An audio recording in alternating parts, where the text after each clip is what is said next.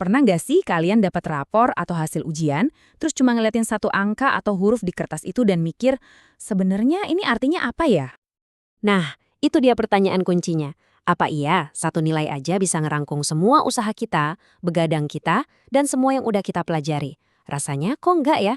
Makanya, dalam beberapa menit ke depan, yuk kita bongkar bareng-bareng apa yang sebenarnya terjadi di balik layar sebuah evaluasi. Oke, kita masuk ke bagian pertama, 4 lapisan evaluasi. Jadi gini, yang selama ini kita kenal sebagai ujian itu ternyata cuma puncak gunung es loh.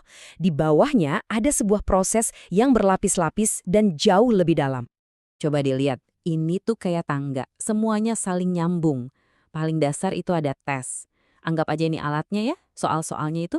Terus naik satu tingkat ada pengukuran. Disinilah hasil tes tadi dikasih angka. Abis itu ada penilaian. Nah, di tahap ini angka tadi diartiin. Oke, nilai 80 ini artinya apa ya? Dan di puncaknya ada evaluasi.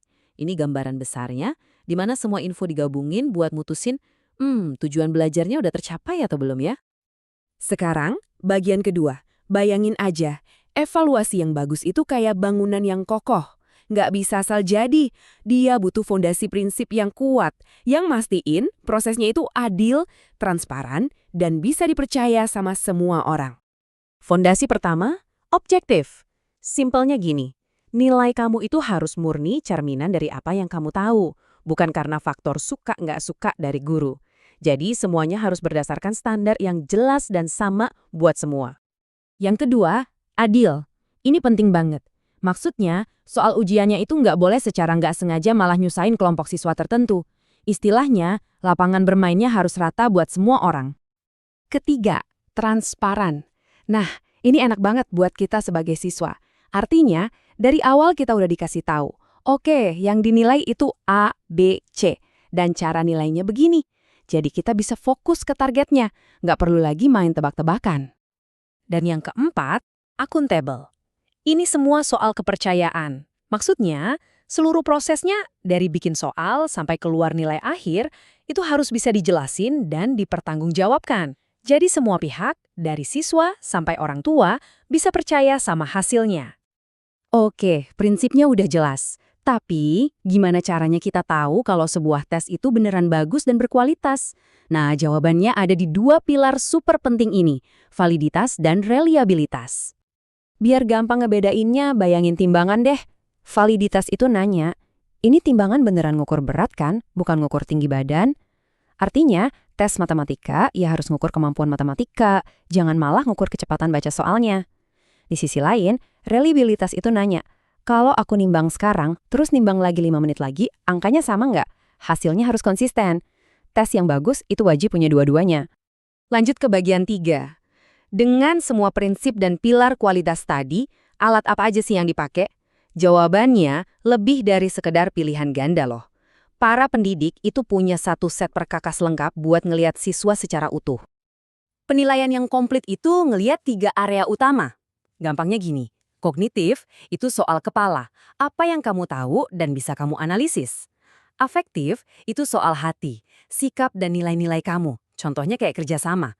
Dan psikomotorik itu soal tangan, keterampilan fisik, kayak pas olahraga atau praktikum di lab. Nah, semua perkakas itu bisa kita bagi jadi 2 kelompok besar. Ada yang berbasis tes, ya ini yang biasa kita temuin kayak ujian tulis. Terus ada juga yang non-tes, yang dirancang khusus buat menangkap skill-skill yang nggak bisa diukur cuma pakai pensil dan kertas. Di kelompok yang berbasis tes, kita punya tes objektif kayak pilihan ganda yang efisien buat ngecek banyak materi dengan cepat.